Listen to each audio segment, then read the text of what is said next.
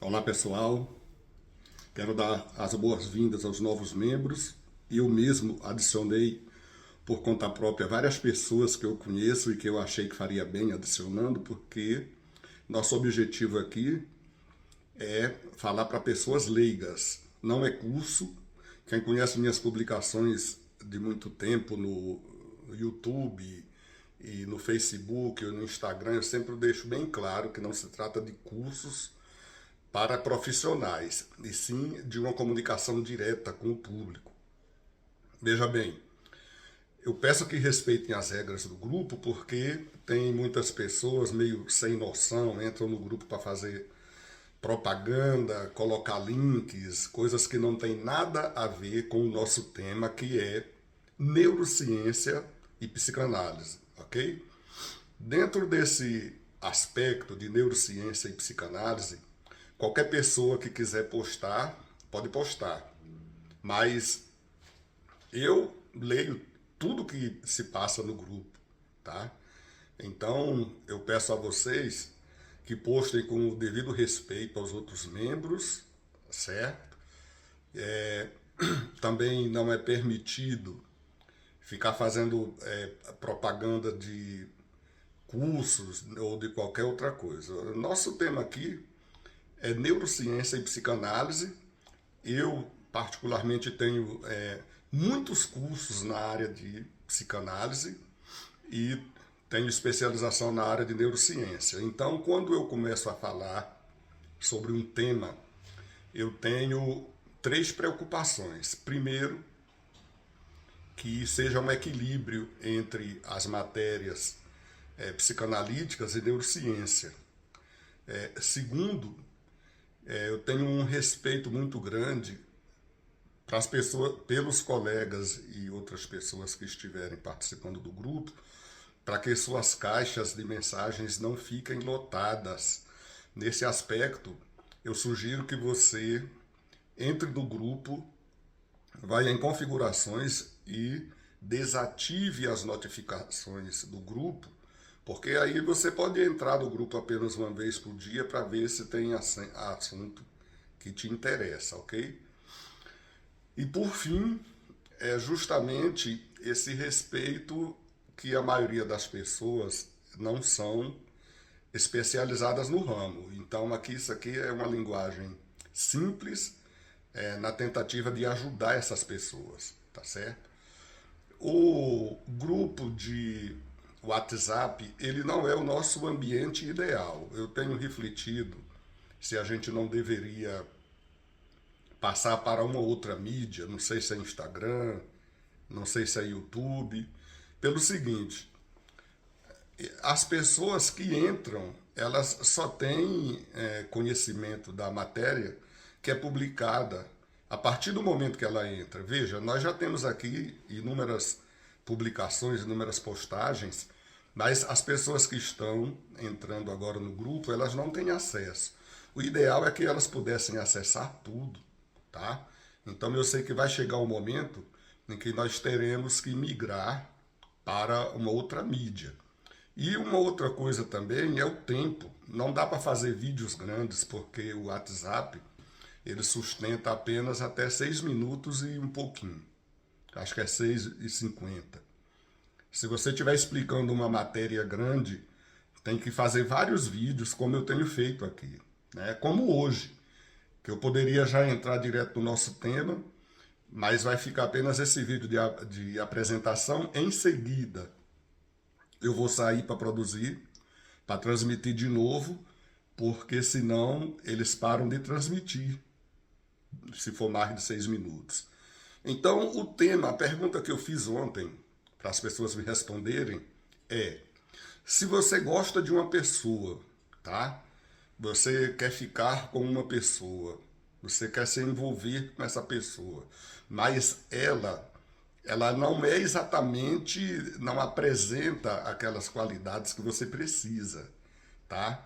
Ela tem algum problema de pontualidade, algum problema de compromisso, algum problema de higiene, qualquer problema que ela tenha, certo?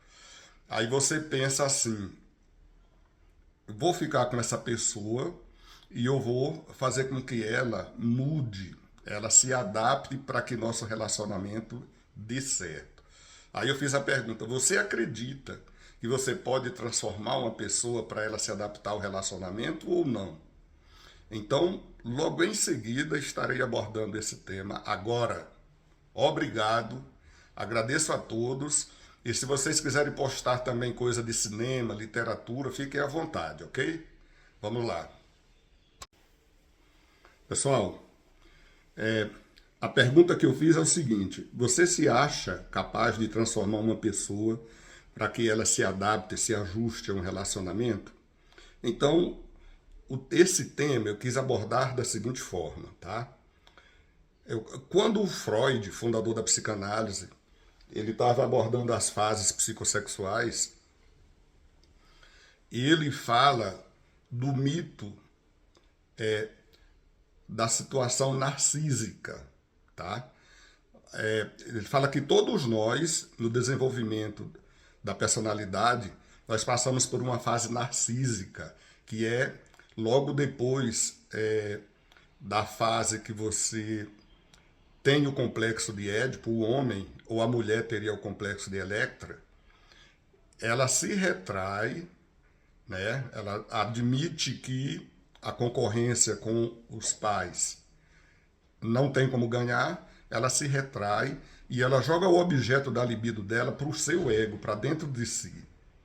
Isso é importante, como Freud explica, para o desenvolvimento da personalidade. Para poder você gostar de outras pessoas, você precisa gostar primeiro de si.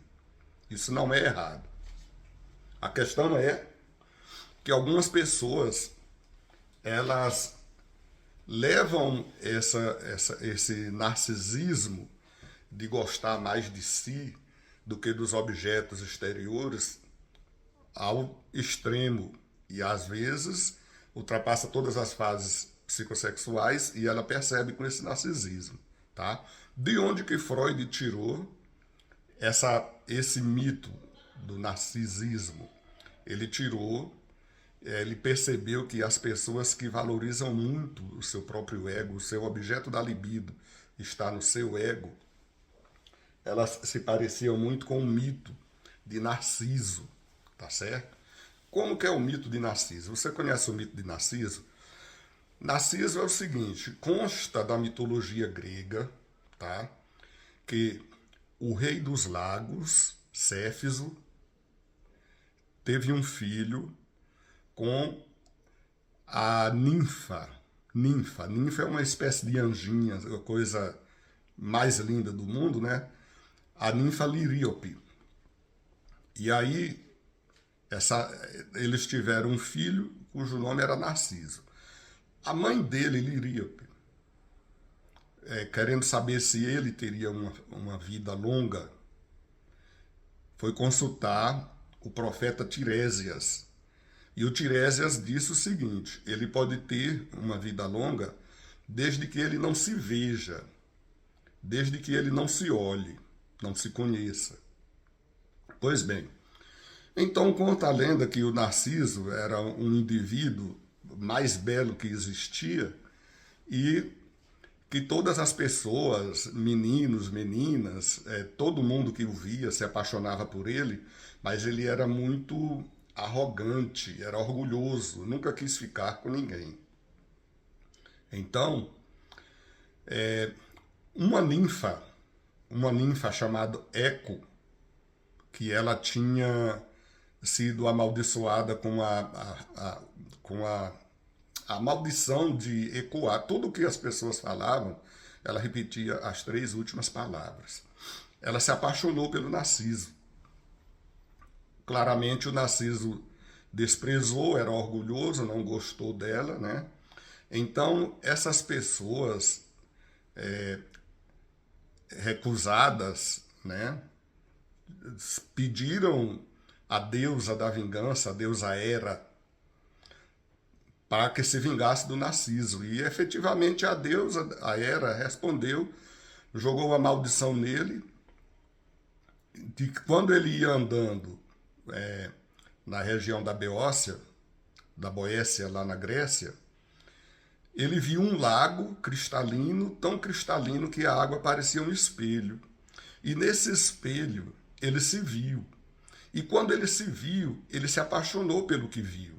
De início ele nem sabia que era ele, mas ele se apaixonou pelo que viu e queria tanto aquilo ali que não respondia a ele, e de tal forma que ele não saiu mais nem para comer, nem para beber água, ficou encantado pela imagem dele e morreu ali, na beira do lago, de onde nasceu uma flor, uma planta que tem uma flor chamada narciso. Então, na verdade, aquele orgulho que ele tinha e aquele desprezo que ele tinha com relação às outras pessoas, ele sentiu em relação à própria figura. Tá? Então, o Freud, que tem inúmeros exemplos para ilustrar o crescimento do indivíduo, ele traz inúmeros exemplos lá da mitologia grega, da romana, e esse é um dos mais falados. Daí teria nascido o mito de Narciso. E, pessoal, eu já vou ter que dar uma parada porque o tempo está esgotando, eu continuo logo em seguida.